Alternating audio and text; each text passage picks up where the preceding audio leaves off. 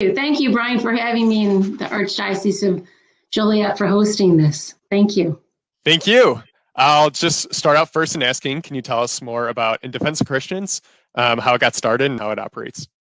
Yes, so In Defense of Christians, as you said, we're based in Washington, D.C., and simply put, we advocate to preserve and protect Christianity in the Middle East, where it all began. And we are the only organization that exists that works directly with the United States Congress to pass legislation specifically for Christians in the Middle East. And we have local chapters, so we do advocacy on the ground, as well as in Washington, D.C. And like here in the United States, our vision is for everyone in the Middle East to have their rights respected and protected regardless of their faith. Great, thank you. How did you get involved with IDC? So back in 2011, my husband Joe and I went to a conference called the Persecuted Church. And this is when we learned about Iraqi Christians who were being beheaded and murdered and forced to flee because of ISIS. And at that moment, we knew we wanted to get involved and help our brothers and sisters who were suffering and unfortunately still suffering overseas.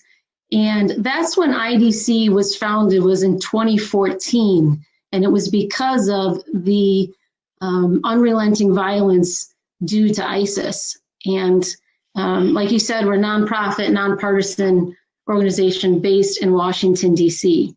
And my husband is Lebanese Maronite, as like the founder of IDC, Tawfiq Baklini. So there was a natural connection there. And we flew out and immediately fell in love with the organization, with the people, the passion, the love that they have for Christians worldwide. But there's a special heart, like we said, in the Middle East, because that's where Christianity began. And if we unfortunately let Christianity go extinct in the Middle East, it will be reprehensible, unforgivable. So we do what we can. Thank you. Yes. And as I mentioned before, Congressman Lipinski is a 2020 congressional champion. And there are certainly people in Congress from Democrats and Republicans that IDC is able to bring together. Ms. Khouri, can you share some of your success stories in bringing support to Middle East Christians? Yes. So some accomplishments include in 2014, the year that we were founded, we achieved a genocide recognition for ISIS victims. And then in 2017, we worked with Vice President Mike Pence to secure over $315 million in humanitarian aid for Christians in Iraq and Syria. And some people might not know how important that genocide recognition is, because only if you get a genocide recognition can we then direct aid to those victims of the genocide. So then in 2018, we worked with members of Congress in passing the Iraq and Syria Genocide Relief and Accountability Act, which establishes a new U.S. policy to directly aid Middle Eastern Christians who have survived the ISIS genocide. Then in 2019, we worked closely with the U.S. State Department, the Defense Department, and Congress to ensure continued U.S. security aid for the Lebanese Army and programs that provide stability and security for Christian communities in Lebanon. And this was so important because the Lebanese Army, LAF, is the only state security force there. So the United States has supported them for a long time, and we wanted to make sure they continue to do that. Then in 2019, IDC worked closely with the Armenian National Committee of America, and both, as you said, Republican and Democrats, obviously on all of this legislation. But we worked with them and passed the Armenian Christian Genocide Recognition. Now, if I could share with you some of the things we're working on now. Please. Yes, we're advocating for 3 broad objectives. First, preserving historic and vibrant Christian communities in the Middle East. This year, we're focusing on Lebanon because it is the last bastion of Christianity in the Middle East and home to the highest per capita population of Christians in the Middle East. Second, Egypt, where Coptic Christians are the largest Christian community in the Middle East. They number about 10 to 20 million. And Armenia. as we know, is the first country in the world to adopt Christianity as a state religion, and it is currently over 90% Christian. And we all know what's happening, unfortunately, in Armenia right now. And then our second broad objective is preventing Christianity from going extinct in the Middle East. And unfortunately, there's a real threat of that right now, unbelievably. If we know, in the beginning of the 20th century, Christians made up 20% of the population in the Middle East, and today they make up less than 5%.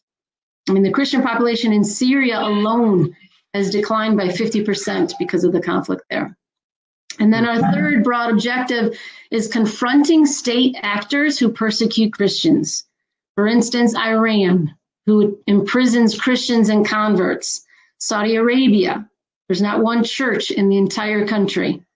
And Turkey, who denies Christian genocide from the Ottoman era, converts 2 historic churches into mosques. And Turkey also supports terrorism in Syria and throughout the region. So those are the 3 broad objectives we're working on right now.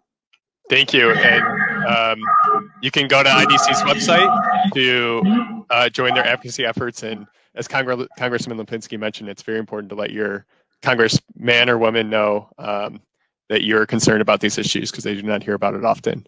Mm-hmm. As you mentioned, Ms. Khouri, you and Congressman Lipinski, about the situation with Armenia at the moment.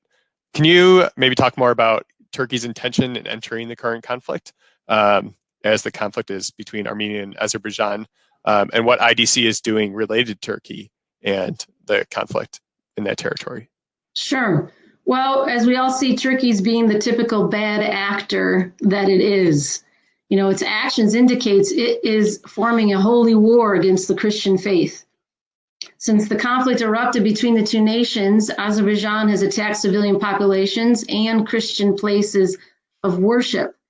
Even, I'm sure Congressman Lipinski mentioned, French President Macron has confirmed French intelligence indicating Turkey has transported jihadists from Syria into Azerbaijan, as well as into Arsak inside Armenia. These are jihadists that are on the Turkish payroll, state-sponsored genocide of Christians.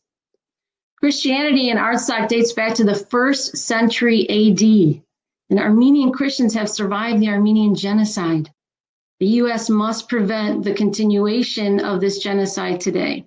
That's why IDC is supporting House Resolution 1165, which condemns Azerbaijan's military operation in Armenia and denounces Turkish interference in the conflict. We've also called on a boycott of all Turkish goods and Turkish airlines, because that's a state-sponsored airline. And we are taking the first steps on working on sanctions against Turkey. They're taking it very seriously. Thank you. And you've also touched on Lebanon.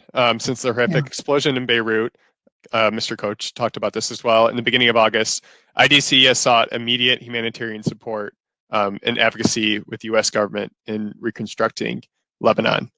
Why is Lebanon so important for religious freedom in the Middle East? Well, for me personally, I can say, as I mentioned earlier, my husband is Lebanese and we still have a lot of family there. And the Beirut blast on August 4th of this year was just devastating to a country that was already reeling with a bad economy, with a corrupt government and a rising poverty rate. So that's why IDC is advocating for HR 1077 and Senate Resolution 682. And this calls on the United States to provide humanitarian assistance directly to the people of Lebanon through NGOs and not the government, because the government is corrupt and has huge ties to Hezbollah. So we are calling on the United States to use directly through the NGOs. They also voiced the need for an independent investigation into the explosion with the involvement of international observers. Importantly, both resolutions express the need for urgent economic and political reform in Lebanon. And you asked why Lebanon is so important to the United States. It is so important because it is the only country that there's true religious pluralism. It is the last beacon of pluralism in the Middle East. And it's the only country where Christians and Muslims have worked together to build a democracy that represents both faiths. Lebanon is a country built on religious pluralism, but for the last several decades, the Christian identity, unfortunately, has been under severe pressure. Today, they're being driven out of their country. Hezbollah, the Iran-backed terrorist organization, has been leading the country into a deep financial crisis. And Christians in Lebanon need our help so they don't become the latest Christian community to go extinct. Now, what people need to know that Christians in the Middle East, when they have to flee their country, they go to Lebanon. They find sanctity. So if we don't protect that last Christian population, where will all these people go? They'll have nowhere to go. Thank you. Thank you, Ms. Khouri. And how can we support In Defense of Christians? Is it going to your website? What are the best ways to follow you and also get involved in these advocacy efforts? Yes, thank you. So you go to indefenseofchristians.org.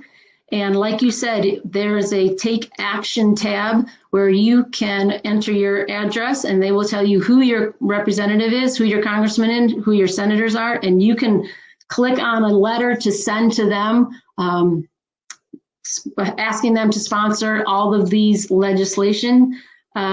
We also have local chapters, and there is a chapter in Chicago if anyone is interested in joining us.